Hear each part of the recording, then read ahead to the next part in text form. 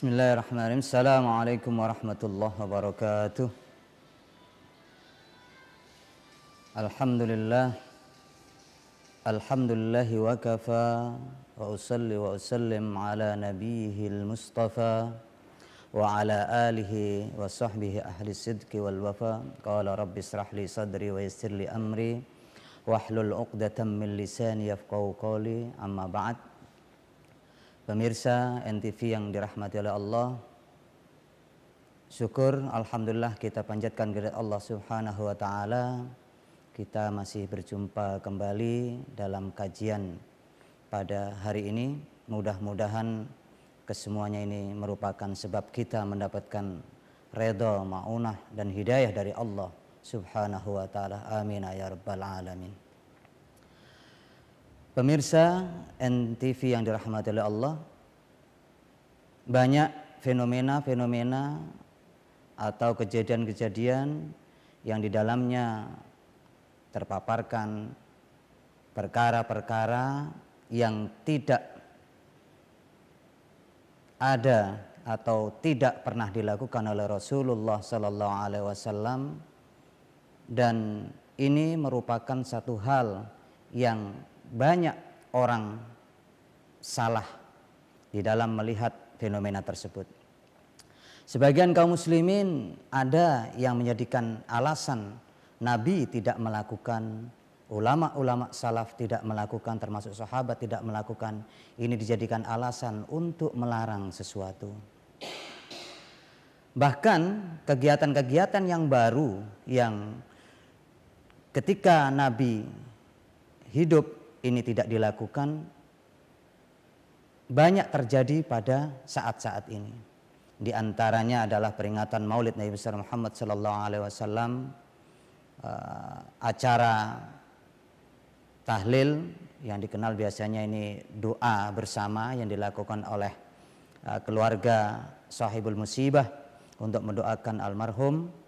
Ini biasanya dilakukan 1 sampai 7 hari, kadang ada yang 40, 100 harinya, bahkan setahun dan 1000 harinya ini diselenggarakan acara-acara yang pada zaman Rasulullah Sallallahu Alaihi Wasallam kesemuanya itu belum ada. Dan ketidakadaan sesuatu yang tidak ada pada zaman Rasulullah Sallallahu Alaihi Wasallam yang sekarang ada, ini kita coba pertanyakan. Haramkah kita melakukannya? Terlarangkah kita melakukannya terhadap perkara-perkara yang sebelumnya atau pada zaman Nabi Muhammad SAW tidak ada, yang Nabi tidak melakukan, sahabat tidak melakukan, ulama salaf yang dikenal oleh Rasulullah SAW yang dikenal sebagai kurun yang terbaik atau masa-masa yang terbaik, sebagaimana sabda Rasulullah SAW, khairul kurun qarni tsummal ladina yalunahum tsummal ladina yalunahum. Sebaik-baik masa adalah masaku. Qarn di sini diartikan abad yang memiliki makna 100 tahun. Berarti sebaik-baik masa adalah 100 tahun pertama, tsummal ladina yalunahum, kemudian 100 tahun kedua, tsummal ladina yalunahum, kemudian 100 tahun yang ketiga. Dan masa periode 1 sampai 300 ini, 3 abad ini yang dikenal dengan masa salaf. Ulama-ulama yang ada pada masa itu disebut ulama salaf, di mana kemurnian ajaran agama Islam pada saat itu ada dan bisa dijadikan sebagai pedoman dan rujukan oleh ulama-ulama sesudahnya yang dikenal dengan ulama khalaf. Manakala Nabi Muhammad SAW tidak melakukan, sahabat Nabi tidak melakukan, dan ulama-ulama salaf yang ada pada periode 1 abad sampai 3 ini tidak melakukan. Pertanyaannya, haramkah kita melakukannya? Terlarangkah kita melakukannya? Inilah topik atau tema yang akan kami angkat pada kajian saat ini, mengingat banyak masyarakat awam ini diresahkan dengan statement-statement atau pernyataan-pernyataan yang menyatakan bahwa dengan Nabi tidak melakukan, sahabat tidak melakukan, ulama salaf tidak melakukan, mereka langsung mengklaim perkara itu adalah perkara yang diharamkan oleh Allah Subhanahu wa taala, dan mereka mengklaim bahwa perkara-perkara itu adalah perkara yang terlarang, yang tentunya kalau terlarang dan memberikan konsekuensi kepada perbuatan tersebut memiliki konsekuensi berdosa. Karena masuk kategori terlarang dan ini bisa masuk kategori haram, sehingga efeknya adalah kita menerima dosa dari perbuatan tersebut. Oleh karena itu, pemirsa NTV yang dirahmati oleh Allah, kajian ini akan kita jabarkan terkait dengan apa yang tidak pernah dilakukan Rasulullah SAW, hukum, konsekuensi hukum terhadap apa yang tidak pernah dikerjakan oleh Rasulullah SAW, perkara-perkara yang tidak pernah dikerjakan oleh para sahabat Nabi Muhammad SAW, sekaligus juga ulama-ulama salaf. Nah, tema ini saya angkat sengaja dengan harapan masyarakat bisa mendapatkan pencerahan, mendapatkan kedewasaan dalam mensikapi keberagamaan dan keanekaragaman dalam beragama ini. Ma'asyiral hadirin, jamaah NTV, pemirsa yang dirahmati oleh Allah, tema inilah yang dikenal dengan nama At-Tark. Perkara-perkara yang tidak pernah dilakukan oleh Rasulullah SAW, tidak pernah dilakukan oleh sahabat Nabi Muhammad SAW dan para ulama salaf, ini dikenal dengan istilah At-Tark. Apa itu tark? Ini disampaikan oleh seorang ulama dalam kitab Husnut Tafahum wad Dark Limas'alatit Tark, karangan Syekh Abdul Fadl Abdullah ibnu Muhammad As-Siddiq Al-Ghumari. Beliau menyampaikan bahwa yang namanya tark ini adalah perkara-perkara yang tidak pernah dilakukan oleh Rasulullah SAW, yang tidak pernah dilakukan oleh para sahabat, yang tidak pernah dilakukan oleh ulama-ulama salaf, sekaligus pada saat yang sama seiring dengan hal tersebut tidak adanya larangan dari syarak, baik dari Al-Quran maupun Al-Hadis terhadap perkara-perkara yang tidak ada tersebut, yang baru tersebut. Inilah definisi At-Tark yang akan kita bahas pada kajian kali ini. Jadi perkara-perkara yang tidak pernah ada zaman Nabi Muhammad SAW, perkara yang tidak ada zaman sahabat, perkara yang tidak ada zaman ulama salaf, periode 1 sampai 300 tahun. Ya, ini yang kita jadikan topik pembahasan, tema pada pembahasan kajian kali ini, agar kita nantinya harapannya dengan mendengarnya apa yang kami sampaikan ini, apa yang kita dengar dari penyampaian ini, harapannya kita tambah wawasan, tambah dewasa, sehingga timbul kenyamanan-kenyamanan dalam beribadah. Mengingat apa statement-statement yang muncul ini meresahkan, bahwa dengan tidak adanya Nabi melakukan, tidak adanya salaf melakukan, ini langsung dijadikan klaim bahwa itu perkara-perkara yang haram. Tentunya kita harus merujuk kepada pemahaman Rasulullah SAW, merujuk kepada pemahaman sahabat, merujuk kepada pemahaman ulama-ulama salaf terkait terhadap perkara-perkara yang tidak pernah dilakukan oleh Rasulullah SAW, terhadap perkara-perkara yang tidak pernah dilakukan oleh sahabat Nabi Muhammad SAW, dan perkara-perkara yang tidak pernah dilakukan oleh ulama-ulama salaf. At-Tark inilah yang menjadi problem, menjadi persoalan tatkala mereka tidak faham, tidak memahami masalah tark ini. Oleh karena itu, kami di sini akan mencoba sedikit mengurai dari persoalan-persoalan yang terkait dengan tark ini. Karena akibat ketidakfahaman kita terhadap permasalahan tark ini, akibatnya adalah kita menyalahkan orang lain dengan serta-merta, mengharamkan perbuatan orang lain, bahkan mengklaim itu perbuatan yang terlarang, tentunya menganggap orang lain berdosa, apalagi sampai dilanjutkan orang tersebut akan masuk neraka gara-gara melakukan sesuatu yang tidak pernah dilakukan oleh Rasulullah Sallallahu Alaihi Wasallam.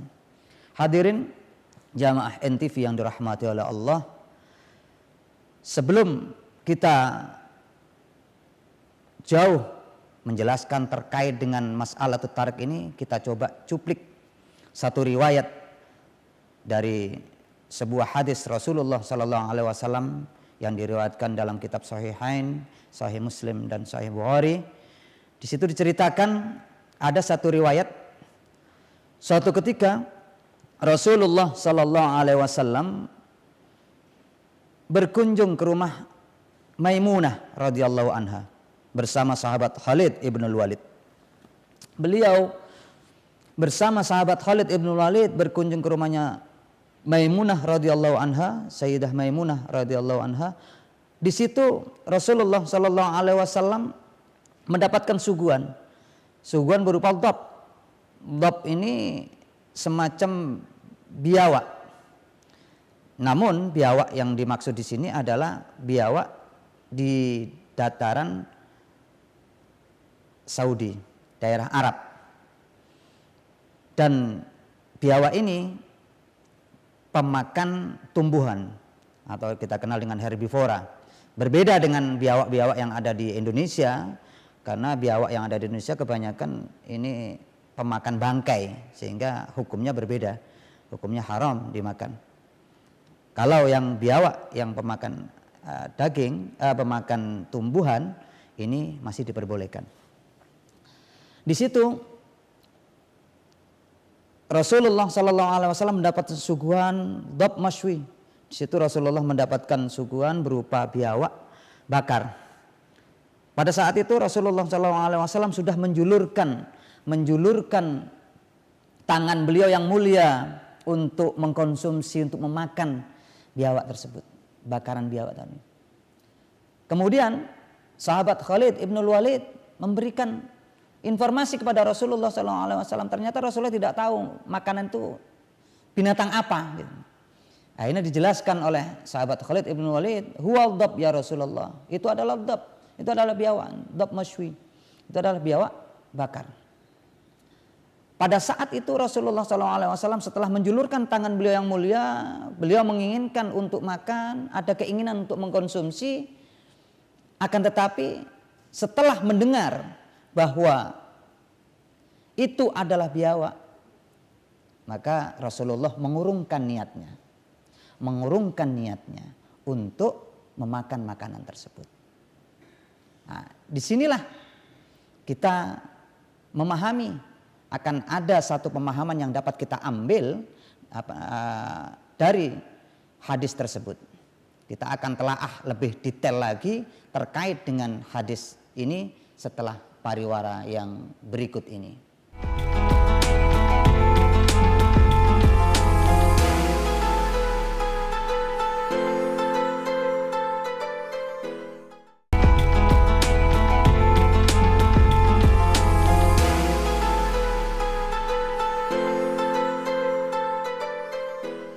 Pemirsa yang dirahmati oleh Allah, hadis Rasulullah Sallallahu Alaihi Wasallam yang saya sampaikan tadi menceritakan tentang Rasulullah Sallallahu Alaihi Wasallam yang berkunjung kepada Sayyidah Maimunah radhiyallahu anha didampingi oleh sahabat Khalid ibn Walid. Beliau mendapatkan suguhan. Tatkala itu disuguhi Rasulullah Sallallahu Alaihi Wasallam mendapatkan suguhan biawak bakar. Yang sebelumnya Rasulullah nggak tahu kalau itu biawak. Setelah diberitahu oleh sahabat Khalid ibn Walid radhiyallahu an, Rasulullah mengurungkan niatnya. Padahal beliau ba'dal iqbal. Padahal sebelumnya Rasulullah menginginkan makanan tersebut. Kayaknya beliau tertarik dengan makanan tersebut, dengan suguhan tersebut. Akan tetapi setelah tahu bahwa makanan itu adalah dhab mashwi, biawak yang dibakar, maka Rasulullah mengurungkan niatnya. Sepintas kejadian ini, peristiwa ini, seandainya kita tanya apakah hukum memakan makanan tersebut, itu ada indikasi ketidaksukaan Rasulullah SAW, ada indikasi keharaman, ada indikasi minimal kemakruhan lah, bahwa makanan tersebut kelihatannya, nampaknya itu nggak boleh dimakan, minimal makruh. Pada saat itu sahabat Khalid ibn Walid menangkap bahwa kelihatannya makanan tersebut nggak boleh dimakan, padahal sahabat Khalid menginginkan makanan tersebut. Akhirnya beliau meminta ketegasan daripada Rasulullah SAW dengan mempertanyakan, aharamun huwa ya Rasulullah, apakah haram makanan tersebut? Apa jawab Rasulullah SAW? Rasulullah SAW menjawab, la, tidak, makanan tersebut tidak haram, li'annahu laisa fi ardi qaumi, karena alasannya Rasulullah memberikan jawaban, memberikan alasan, karena makanan tersebut tidak ada di kaumku. Maksudnya apa? Rasulullah tidak terbiasa, lam yata'awwad bi akli. Rasulullah SAW tidak terbiasa memakan makanan tersebut, sehingga Rasulullah nggak suka gitu aja. Nah, sahabat Khalid mendengar jawaban Rasulullah SAW bahwa itu la tidak haram, maka sahabat Khalid langsung mengkonsumsi itu, makanan itu dimakan oleh sahabat Khalid ibn Walid. Pada saat itu Rasulullah SAW menyaksikan Khalid menyantap makanan biawak bakar tadi.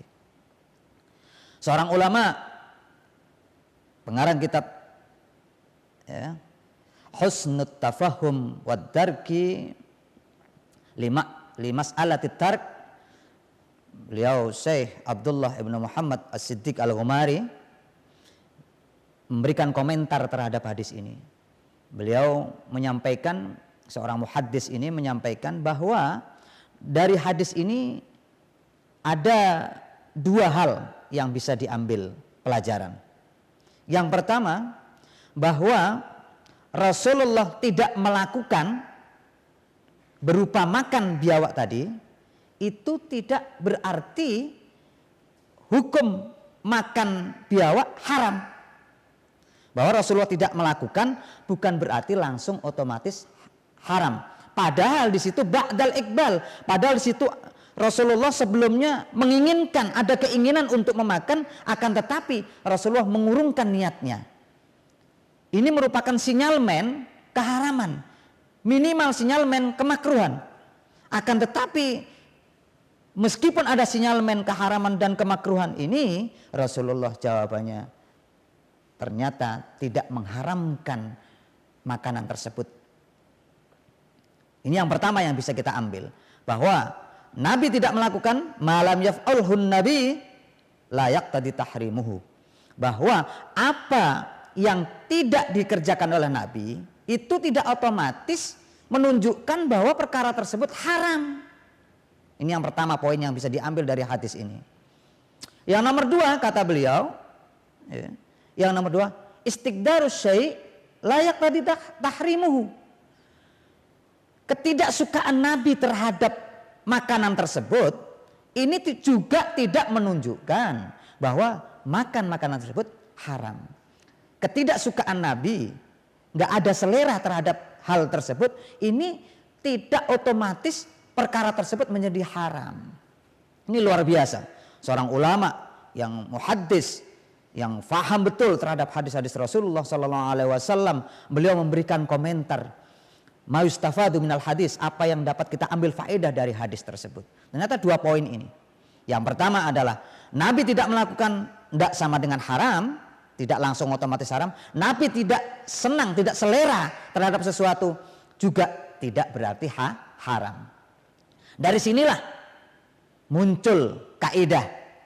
Makanya perlu kita ketahui ma'asyiral hadirin jamaah NTV yang dirahmati oleh Allah, bahwa kaidah-kaidah usuliyah, kaidah fikhiyah ini tidak serta-merta muncul begitu saja, dan biasanya muncul dari sebuah pemahaman terhadap satu hadis Rasulullah SAW atau dari Al-Quranul Karim, sehingga kaidah-kaidah yang ada yang diciptakan oleh ulama-ulama ini, mereka selalu merujuk kepada Al-Quran, mereka selalu merujuk ke hadis. Buktinya sekarang, contoh sekarang, Dari hadis ini, dari hadis Rasulullah SAW yang menunjukkan bahwa Rasulullah ketika itu mau memakan makanan berupa biawak bakar, mengurungkan niatnya, ternyata Rasulullah tidak melakukan hal tersebut, bukan berarti haram.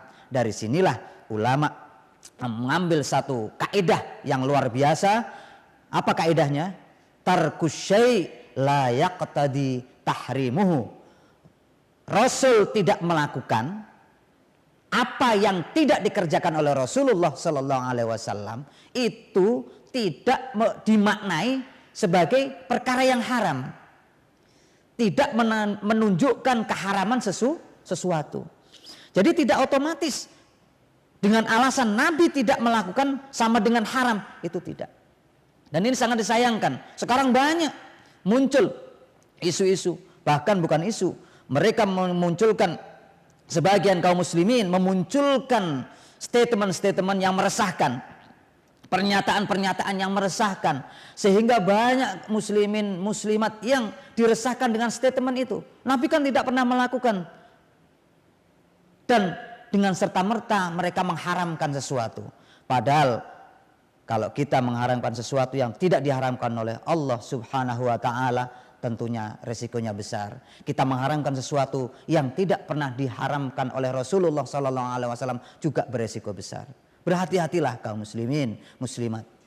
Jangan sekali-kali kita mengeluarkan statement ini halal, ini haram, hanya sekedar menuruti hawa nafsunya saja.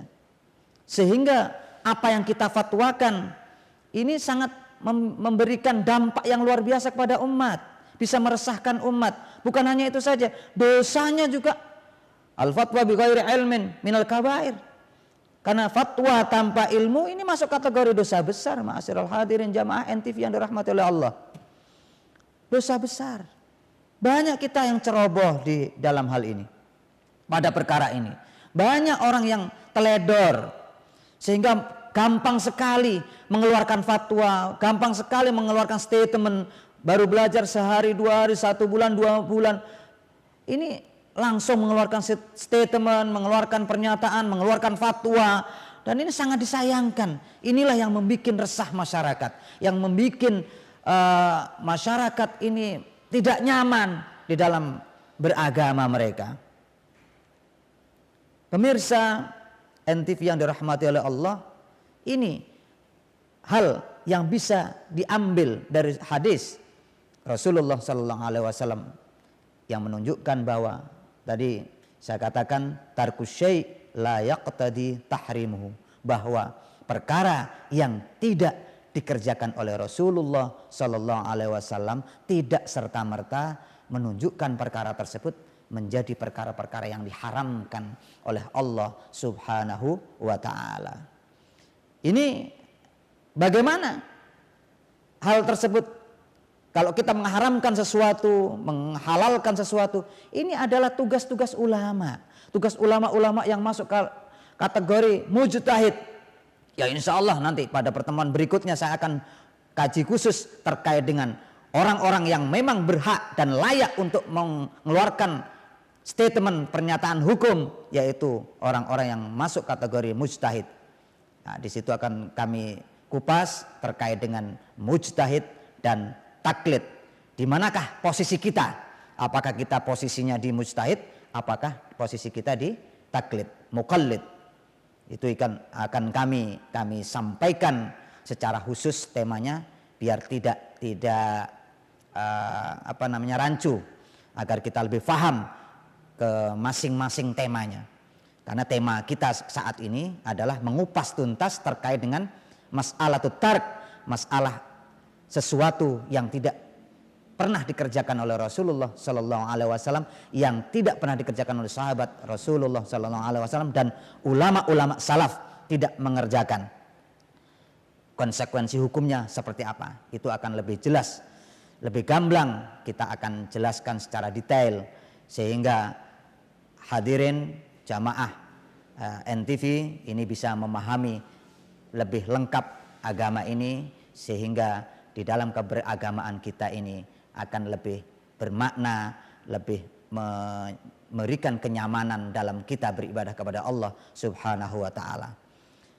Selanjutnya, bagaimana tarak itu sendiri? Kira-kira memiliki konsekuensi apa saja?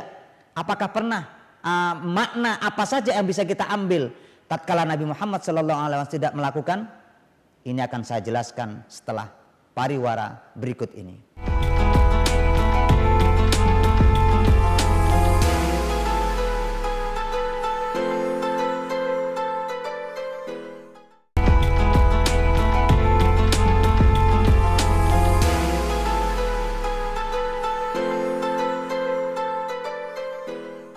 Pemirsa NTV yang dirahmati oleh Allah,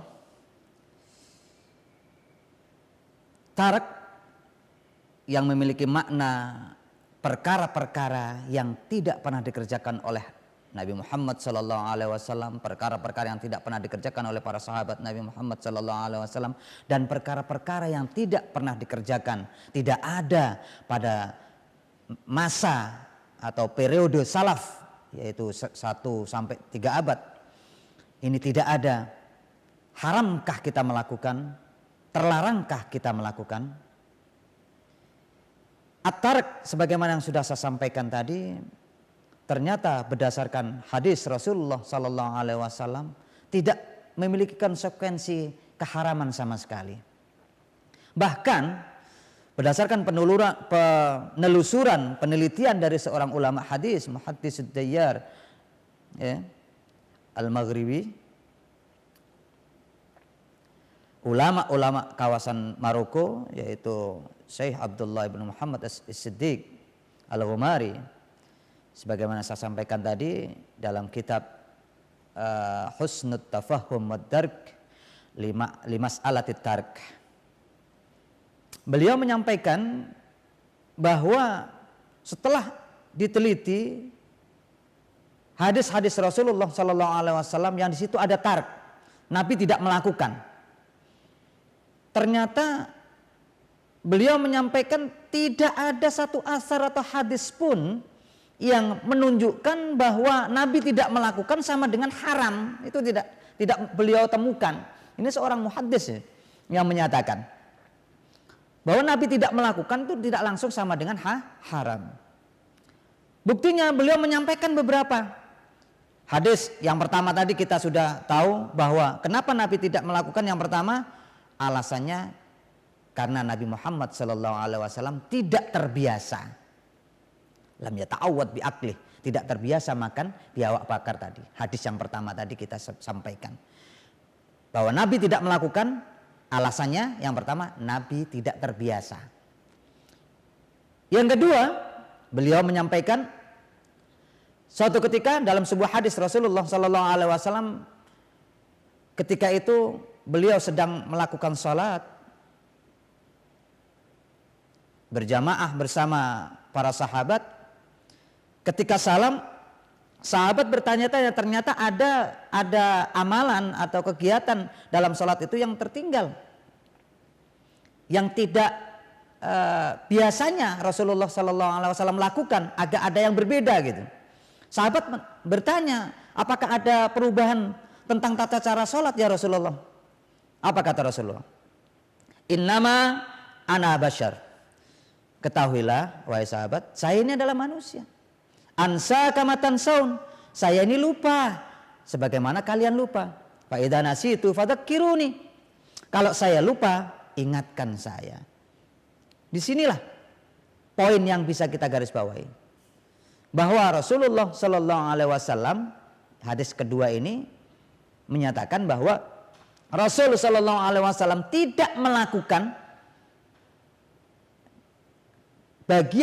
bagian tertentu dari sholat saat itu bukan karena terlarang, tapi karena lupa. Yang pertama tadi karena tidak terbiasa masalah makan. Yang kedua karena Rasulullah SAW lupa. Yang ketiga, beliau temukan lagi ada hadis Rasulullah SAW terkait dengan tarawih. Ini umum masyhur sudah. Malam pertama Rasulullah rawuh datang ke masjid, yang kedua, hari kedua datang, ketiga datang, keempat beliau tidak hadir. Ditanya oleh sahabat, kenapa engkau tadi malam tidak hadir ke masjid ya Rasul? Apa kata Rasulullah? Saya khawatir jangan-jangan kalau saya lakukan qiyamul Ramadan ini mulai hari pertama, malam pertama sampai malam terakhir di bulan suci Ramadan, ini jangan-jangan nanti qiyamul Ramadan, tarawih ini jadi fardu, jadi wajib. Makanya Rasulullah sengaja tidak melakukan karena takut, khawatir kalau ini dilakukan terus-menerus, ini akan memberikan konsekuensi hukum wajib. Ini 3 ketemu sudah. Yang pertama tadi tidak terbiasa, yang kedua karena lupa, yang ketiga karena takut perkara tersebut dijadikan wajib oleh Allah Subhanahu wa taala. Yang nomor 4, ketika itu Rasulullah SAW pidato, ceramah, khutbah, dan ada usulan dari seorang sahabat, bagaimana kalau dibikinkan mimbar agar Rasulullah agak posisinya lebih tinggi, melihat jamaah, melihat para sahabat yang mendengarkan jauh pandangannya. Akhirnya usulan tersebut diterima oleh Rasulullah SAW. Dibuatlah mimbar pada saat itu. Sehingga ketika Rasulullah melakukan pidato, melakukan semacam arahan kepada para sahabat, ini Rasulullah posisinya sudah agak lebih tinggi. Yang bisa kita ambil dari pelajaran di sini adalah perkara-perkara lam yahtur bibalih, yang tidak terbersih dalam pikiran Rasulullah SAW berupa pembuatan mimbar saat itu. Jadi sudah ketemu 4. Jadi ternyata berdasarkan penelitian beliau, seorang ulama muhaddis ini, bahwa Nabi Muhammad SAW tidak melakukan itu nggak otomatis terlarang. Ternyata ditemukan tidak ada konsekuensi hukum larangan atau haram di situ. Yang pertama karena tidak terbiasa, yang kedua tidak karena lupa, karena yang nomor 3 tidak terbersih dalam benak beliau, yang nomor 4 karena takut jangan-jangan kalau apa yang terjadi ini dijadikan perkara yang wajib terkait dengan sholat tarawih tadi. Dari sinilah Syekh Al-Ghumari ini memberikan kesimpulan bahwa tarkus syai' la yadullu ala man'ih, atau dengan kata lain tarkus syai' la yaqtadi tahrimuhu. Jadi kaidah ini muncul setelah penelitian beliau yang begitu luar biasa. Meneliti tentang hadis-hadis yang terkait dengan tark. Banyak hadis Rasulullah SAW terkait dengan tarik, akan tetapi maknanya tidak satu pun yang menunjukkan keharaman. Bagaimana mungkin, ma'asyiral hadirin jamaah NTV yang dirahmati oleh Allah, ini berdasarkan penelitian hadis-hadis Rasulullah SAW yang nampak dari hadis-hadis tersebut bahwa perkara yang tidak dilakukan oleh Rasulullah SAW ini tidak menunjukkan keharaman. Bagaimana orang sekarang berani? Nabi tidak melakukan haram. Ini tentunya sangat disayangkan. Kita harus hati-hati, ma'asyiral hadirin. Jamaah NTV yang dirahmati oleh Allah, pemerhati program Qalbun Salim, yang mudah-mudahan mendapatkan hidayah dari Allah Subhanahu wa taala, berikan kita ilmu yang bermanfaat, yang bisa memberikan pencerahan kepada kita semua. Ini berdasarkan penelaahan beliau bahwa perkara-perkara yang tidak dilakukan oleh Rasulullah SAW tidak langsung otomatis haram. Bagaimana kita bisa tahu perkara-perkara itu haram atau tidak? Nah, ini tentunya kita harus merujuk kepada ahlinya, pada ulama-ulama yang memang kompeten membahas tersebut, membahas perkara-perkara tersebut. Ketika kita melihat satu perkara, ya, itu masuk kategori haram atau tidak, ulama usul memberikan gambaran bahwa perkara itu masuk kategori haram apabila ada satu di antara 3. Yang pertama, harus ada bentuk keharaman, teks keharaman dari nas Al-Quran atau nas Al-Hadis. Jadi bunyi haram, lafadz haram itu muncul, ada. Seperti ayat hurrimat alaikumul maitatu wadamu walahmul khinzir. Diharamkan atas kalian, ya. Maitah, bangkai, wadam, dan darah. Walahmul khinzir, dan daging babi. Maka hukum memakan bangkai itu haram. Jelas di situ hurrimat alaikum. Diharamkan atas kalian apa? 3 hal tadi. Jadi makan bangkai haram karena ada hurrima. Makan darah haram karena hurrima. Makan daging babi karena ada hurrimat. Diharamkan. Lafadz pengharamannya itu jelas. Makanya kalau sudah ada lafadz tahrim seperti itu, sighah tahrim sudah jelas, maka perkara tersebut yang ditunjuk oleh ayat tersebut atau hadis, maka perkara itu adalah perkara yang diharamkan oleh Allah Subhanahu wa ta'ala. Yang kedua, pemirsa NTV yang dirahmati oleh Allah, perkara itu masuk kategori haram apabila ada nas Al-Quran atau nas hadis yang menunjukkan sighah nahi, ada bentuk pelarangannya, tidak berupa lafadz haram tapi bentuknya berupa larangan. La an-nahiyah, ada lam yang menunjukkan pelarangan. Tabil contoh dalam sebuah ayat, la ta'kulu amwalakum bainakum bil batil. Jangan kamu makan harta di antara kalian dengan cara yang batil, dengan cara yang tidak benar, dengan cara yang tidak sesuai dengan aturan syarak. Maka hukum memakan makanan yang dilakukan dengan cara yang batil, maka itu merupakan perkara yang diharamkan oleh Allah Subhanahu wa ta'ala. Jadi yang pertama ada bentuk keharaman, yang kedua adalah ada pelarangannya. Ada pelarangannya. Banyak hadis-hadis atau ayat-ayat Al-Quran yang menunjukkan pelarangan. La taqrabuz zina, ada, janganlah kamu mendekati perbuatan zina. Ini diantaranya ayat-ayat yang terkait dengan pelarangan-pelarangan dan hadis-hadis Rasulullah Sallallahu Alaihi Wasallam. Yang ketiga adalah wa'id, berupa ancaman. Ayat Al-Quran menyatakan la in syakartum la azidannakum wa la in kafartum inna azabi lasyadid. Apabila kamu pandai bersyukur akan aku tambah nikmat. Dan manakala kalian kufur nikmat, maka hati-hati, azabku sangat pedih. Berarti hukum kufur nikmat adalah haram karena di situ ada ancaman dari Allah Subhanahu wa taala.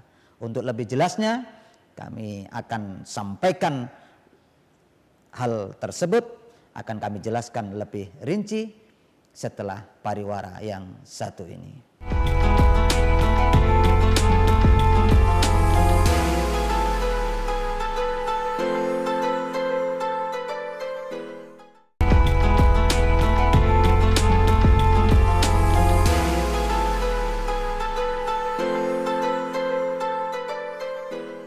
Melanjutkan keterangan terkait dengan keharaman sesuatu yang setelah ditetapkan oleh ulama bahwa perkara itu haram manakala memenuhi salah satu dari 3 hal. Yang pertama adalah sighah tahrim, bentuk pengharaman, lafadz haramnya ada dari nas Al-Quran maupun nas As-Sunnah, termasuk nomor 2 adalah pelarangan, adanya larangan, bentuk nahi dari syarak, baik berupa larangan dari hadis Rasulullah Sallallahu Alaihi Wasallam maupun dari Al-Quranul Karim. Yang ketiga adalah ancaman dari Al-Quran maupun As-Sunnah. Man ghassana falaysa minna, barang siapa yang menipu bukan golongan dari kami, kata Rasulullah SAW. Berarti hukum menipu di situ terlarang. Laisa minna. Ini ancaman dari Rasulullah Sallallahu Alaihi Wasallam. Man raghiba an sunnati falaisa minni, barang siapa yang membenci sunnahku maka bukan termasuk golonganku. Ini ancaman-ancaman dari Rasulullah SAW dan itu merupakan bentuk-bentuk pelarangan dari syarak baik dari Al-Quran maupun As-Sunnah. Jadi manakala ada seseorang, misalnya kita bertemu dengan seseorang, ini perkaranya haram, berarti tinggal pilih ada enggak satu di antara tiga itu tadi. Bentuk pengharamannya, mungkin lafadz haramnya. Yang kedua mungkin yang bentuk pelarangan. Atau yang ketiga bentuk wa'id, ancaman. Kalau tidak ada berarti dia mengada-ada. Ini yang banyak yang terjadi sekarang. Orang mengharamkan sesuatu tanpa dasar. Dengan alasan tark. Nabi tidak pernah melakukan. Padahal sudah dijelaskan tadi bahwa Nabi tidak melakukan. Maknanya banyak di situ. Berdasarkan penelitian dari seorang ulama hadis. Bahwa Nabi tidak melakukan, maknanya yang pertama mungkin karena tidak terbiasa. Yang kedua karena lupa Rasulullah SAW. Yang ketiga karena takut diwajibkan. Yang keempat tidak terbersih dalam benak beliau dan lain sebagainya. Mungkin ditambah lagi karena masuk dalam kategori keumuman ayat, keumuman hadis daripada Rasulullah SAW. Sehingga hukum tersebut tarik saja, semata-mata Nabi tidak melakukan, sahabat tidak melakukan, ulama salaf tidak melakukan, semata-mata hal itu saja, ini tidak ada konsekuensi hukum. Tidak bisa, hukum itu akan muncul.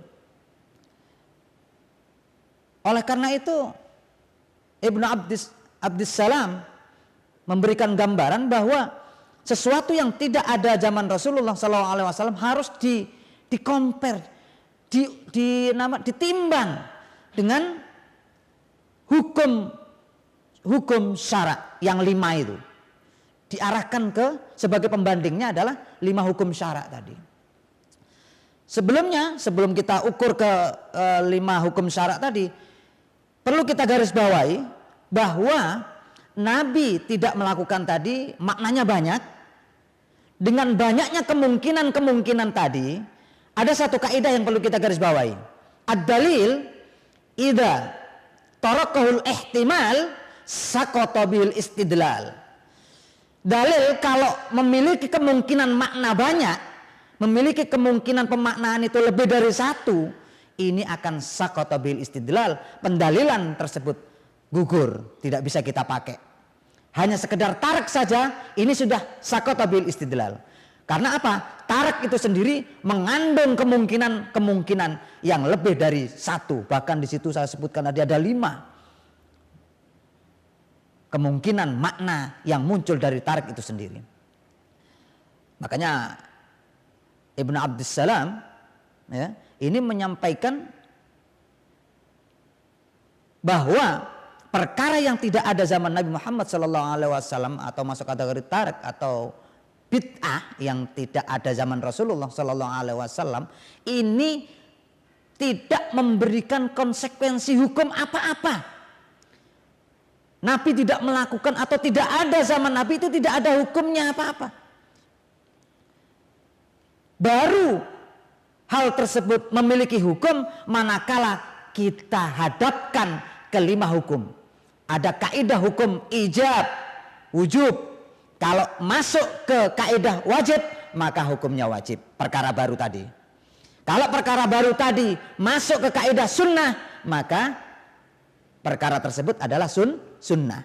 Kalau perkara yang baru yang tidak ada zaman Rasulullah SAW masuk ke kaidah makruh, maka perkara tersebut dihukumi makruh.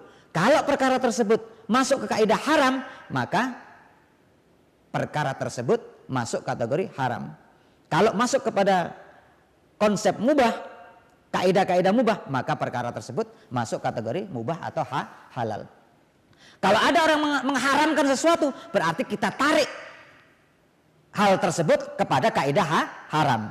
Tentunya sebagaimana yang saya sampaikan tadi, haramnya sesuatu itu minimal menurut ulama usul fikih 1 di antara 3 itu. Yang pertama adalah lafadz haram harus ada, atau kalau tidak ada itu, yang kedua kita lihat apakah ada sighah nahi, pelarangan. Kalau masih tidak ada, apakah ada wa'id, ancaman terhadap perkara tersebut. Kalau kita melakukan, apakah ada ancaman. ternyata tidak ada, berarti kita tidak bisa menghukumi perkara tersebut menjadi perkara-perkara yang diharamkan oleh Allah Subhanahu wa taala, perkara-perkara yang diharamkan oleh Rasulullah sallallahu alaihi wasallam. Hadirin jamaah yang dirahmati oleh Allah, pemirsa NTV yang dimuliakan oleh Allah Subhanahu wa taala.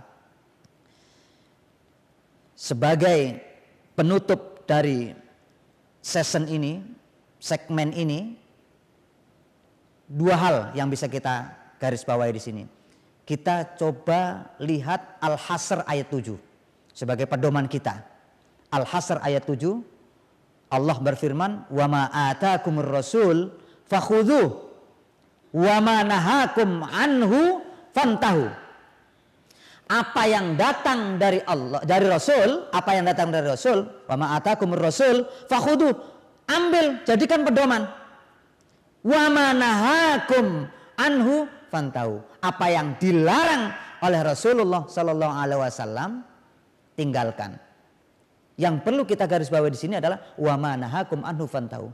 Wa ma nahakum, apa yang dilarang, bukan apa yang tidak dikerjakan oleh Rasulullah SAW, bukan yang tidak ada zaman Rasulullah SAW, tapi yang di sini yang digarisbawahi adalah yang dilarang oleh Rasulullah SAW. Itulah yang menjadi perkara terlarang atau perkara yang diharamkan oleh Allah Subhanahu wa taala. Ini poin yang bisa kita garisbawahi, yang bisa kita pedomani.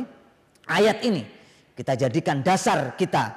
Kalau kita mau mengharamkan sesuatu, tunjukkan dalil keharamannya. Larangan dari Rasulullah ada tidak? Kalau tidak ada, berarti dia mengada-ada. Mengada-ada dalam agama berarti dia pelaku bid'ah yang tentunya harus kita jauhi itu.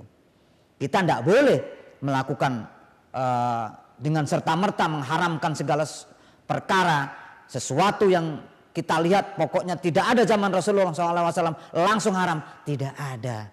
Ulama-ulama yang muktabar, ulama-ulama ahli sunnah wal jamaah yang menyatakan seperti itu. Nabi tidak melakukan, baru-baru ini saja, pada dekade akhir ini muncul orang-orang yang mengaku ulama, yalbasuna bilibasil ulama, seakan-akan dia berpakaian potongannya sebagai orang-orang yang berilmu, sehingga banyak orang awam yang terkecoh dengan potongan-potongan mereka itu. Padahal apa yang disampaikan, statement-statement mereka banyak menyalahi ijma, banyak menyalahi konsensus ulama, dan cenderung meremehkan ulama-ulama yang sudah muktabar, apalagi yang masuk kategori mujtahid mutlak. Ini banyak kritikan-kritikan, seakan-akan mereka nggak sadar siapa mereka, siapa ulama. Mereka mengatakan bahwa saya manusia, dia juga manusia. Ini yang perlu harus kita jelaskan lebih detail. Insya Allah pada season berikutnya, pada episode berikutnya kita akan jelaskan secara detail siapa ulama yang mujtahid, yang kita ikuti petunjuk-petunjuknya, fatwa-fatwanya, dan siapa kita, mungkin kita masuk kategori muqallid yang pengikut pendapat ulama tersebut.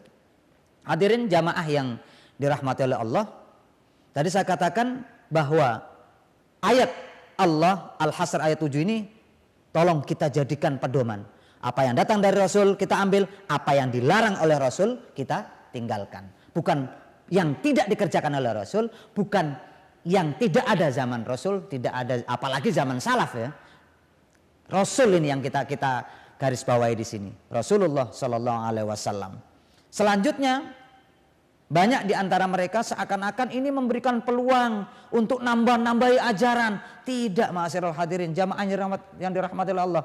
Kalau ulama-ulama yang berkaliber sudah seperti Imam Syafi'i, Imam Ahmad bin Hanbal, Imam Abu Hanifah, dan Imam Malik yang sudah kita sepakati keulamaannya, kredibilitas daripada ulama tersebut kredibel ya, yang sudah diakui keilmuannya oleh ulama-ulama dunia, ini tentunya menjadikan sebuah hal yang patut kita fahami. Hadirin yang dirahmati oleh Allah, ada hadis Rasulullah Sallallahu Alaihi Wasallam agar kita faham apa-apa poin-poin yang mana yang masuk kategori tarik tadi. supaya tidak bercampur. Sebab begini, kadangkala ada orang yang memahami seakan-akan dengan adanya statement bahwa Nabi Muhammad SAW tidak melakukan ini bukan berarti haram. Ini seakan-akan memberikan peluang kita untuk membuat barang-barang baru yang seakan-akan menyimpang dari muqdamus syariah, pangkalnya syariat, pokok-pokoknya syariat. Tidak, ma'asyiral hadirin. Coba kita teliti hadis Rasulullah SAW, ya, hadis Rasulullah SAW ini yang termaktub dalam Al-Arba'in An-Nawawiyah.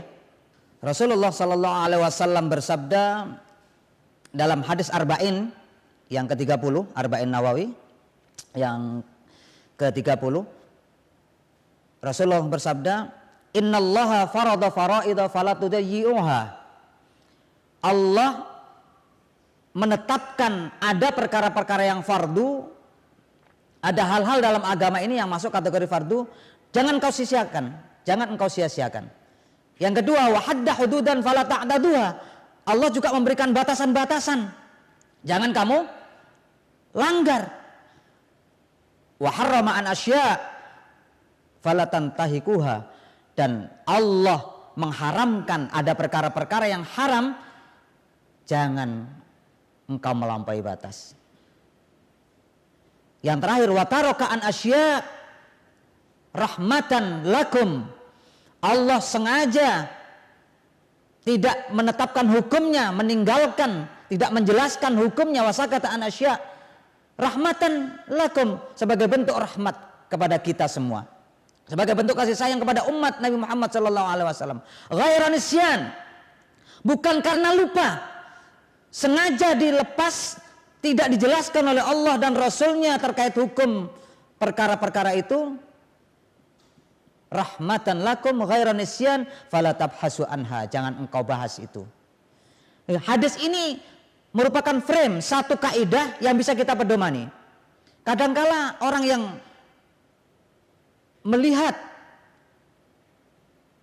perkara yang baru itu boleh dimunculkan, mereka menyatakan bahwa seakan-akan nanti itu bisa menambahi, nanti sholat fardu subuh bisa 3 rakaat, 4 rakaat. Oh, enggak bisa. Frame-nya, kotak-kotaknya, pemetaannya jelas. Innallaha farada farida, ada perkara yang fardu, ini udah lengkap, dalilnya udah lengkap, enggak bisa diotak-atik. Mulai zaman Nabi Muhammad sampai sekarang ada perkara yang fardu. Ada lagi hadda hududan.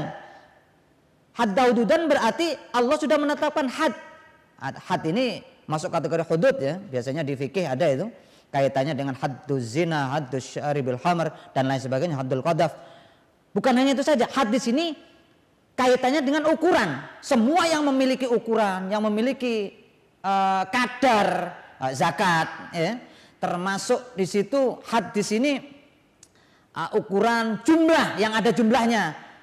Kayak rakaat dalam sholat ini jumlahnya udah jelas, subuh 2, zuhur 4. Ini tidak bisa ditambah, fala ta'taduha. Kalau sudah hadda hududan tidak boleh diotak-atik itu. Dari perkara yang sudah fardu jelas, sudah nggak bisa diotak-atik. Yang had, yang sudah ada ukurannya, yang ada kadarnya, yang ada semacam jumlahnya, ini sudah nggak bisa diotak-atik. Nggak bisa kita beralasan nanti kan sholat duhur ditambahi karena ada peluang sakataan asya tadi, perkara yang ditinggal oleh Rasulullah SAW. Bukan berarti kita berkreasi sebebas-bebasnya, tidak. Jadi yang ketiga, ada perkara yang diharamkan oleh Allah Subhanahu wa taala. Yang keempat, perkara yang sakataan asya ini yang tidak dijelaskan, tentunya nanti akan muncul itu dirujuk ke 3 hal tadi yang sudah jelas dari yang fardu, yang sudah jelas dari had, yang sudah jelas dari al-haram.